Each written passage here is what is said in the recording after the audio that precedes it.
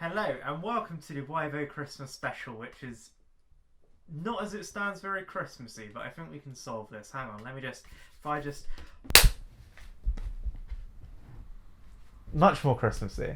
On Christmas Eve 1914, the mud on the trenches froze over and was glazed with frost. Soldiers from opposite sides walked out into no man's land to meet each other, taking photographs, exchanging gifts, and even having a small kickabout. After 5 months of savage war, this unlikely celebration took on the significance of being a small respite of peace, hope and light in the middle of horrific times. However, historically speaking, this was not a hugely impactful event. It did not alter the course of the war, and nor did it recur. So why did the Christmas truce never happen again? And in what ways does this extraordinary event become mythologised? This is the story of how a small moment became one of the most sentimentalised and hopeful moments of the war. One of the most common myths about the Christmas truce is that it was some sort of rebellion against the war. It's clear from a modern perspective why we think this, because we compare World War I as this massive waste of life compared to the justified good war against the Axis. However, the Christmas truce was not a rebellion in the slightest. Terry Blomkrocker has written a book in which he points out that no one was ever court-martialed for the truce. He says that the majority of officers neither forbade the truce nor refused to join in with it themselves, making it a pretty poor rebellion if it was one. Furthermore, this is also kind of proved by people who tried to argue the other side. For example, there's an article called How the Christmas Truce Led to Court-Martial, in which the court-martialed officer in question ends up getting away with a warning. Crocker puts the reason for the truce down to rain, mud, foul weather, curiosity, and memories of traditional celebrations of Christmas. There had also been attempts by some of the neutral powers to broker a peace over the festive period, including one directly by the Pope. Now, this only partially worked. In places like Russia, they worked on a different calendar, and so they actually celebrated Christmas 2 weeks later. But the point I'm trying to get at here is that the reason behind the truce was just that it was Christmas, rather than there being any countercultural politics involved. It's also important to note that the idea that the war was pointless is a largely modern one. In the same way that we see Hitler as a monster today, the British public and political class would have seen the Kaiser in much the same way. For example, the reason that they called the German the Hun is because of the newspaper propaganda which drew comparisons between Genghis Khan and the militarism of Germany.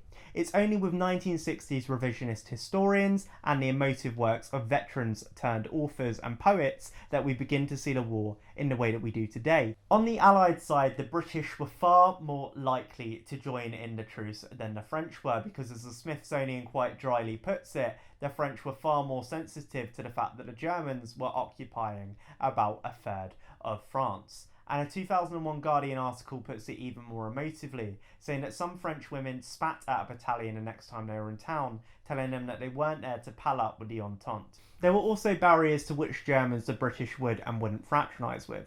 They were far more likely to meet with a Saxon or a Bavarian than they were with a Prussian. A Prussian was essentially seen as a member of the ruling classes of Germany, and therefore the one who was making the decisions on the war.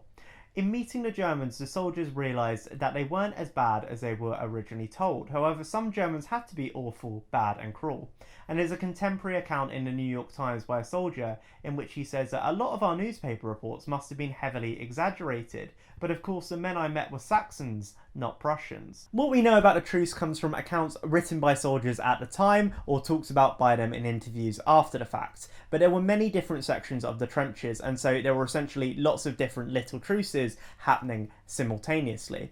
Some people participated in the truce, some people decidedly did not, and I'm going to go through the ones who didn't participate in the truce first because it's Christmas. I want to square away with the depressing rubbish. Some would-be fraternisers were shot down by snipers, and while there's some accounts that the trenches went completely silent while the truce was going on, there's also accounts of firefights being audible in the background while it was as well.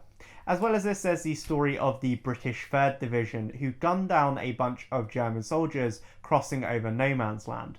They said that this was the only truce that the Germans deserved, and this story has a darkly ironic twist, because another reason for them doing this is that they said that the Germans are just not as nice as the British because they lacked their open geniality. But the truce was observed by the vast majority. It began with carol singing, a few forays into the trenches, and then in the morning, the burying of the dead.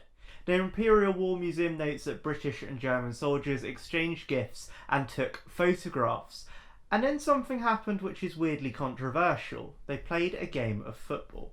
This is obviously the most famous part of the Christmas truce, but there are differing accounts on what actually happened. So one of the most famous stories is that there was a proper match with playground rules between the British and the Germans, and that the Germans won 3-2. But I'm not so sure that I trust this line of events, because a lot of the information comes from a fictional poem by the poet Robert Graves. Obviously, the Germans are all too happy to corroborate the score to keep up appearances, but there is debate about what actually went on.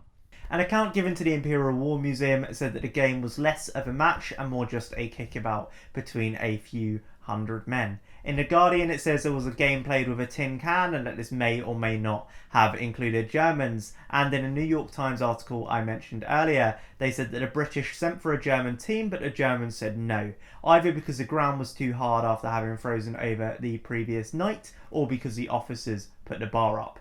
Either way, this doesn't so much prove that there wasn't a football game in the trenches, so much as it proves that in different sections of the trenches, they honoured the truce differently. The football game probably wasn't as significant as we have been led to believe. As The Guardian pointed out, it would have been impossible to play an organised game of football amid the bomb craters and the barbed wire in no man's land. But some sort of game definitely did take place. And in this case, I don't think the specific facts of the event matter as much as the mythology surrounding it, that being of two enemies coming together in friendly rivalry over something that unites them. There's also a far more poignant moment of the truce which is less reported on. It comes from a letter by Henry Williamson which was published in the Express at the end of 1914, and in it he talks about English and German soldiers meeting in no man's land to bury their dead. Now, one of the Germans marked a grave with "For Fatherland and Freedom," and an English soldier took real issue with this. They said, "Excuse me, but how are you guys the ones who are fighting for freedom? You started the war, we're the ones fighting for freedom." And a German soldier responded with, "English comrade, we're the ones who are fighting for the freedom of our country." And they continue to argue back and forth, and they argue about who has God on their side before they decide, let's not argue, it's Christmas.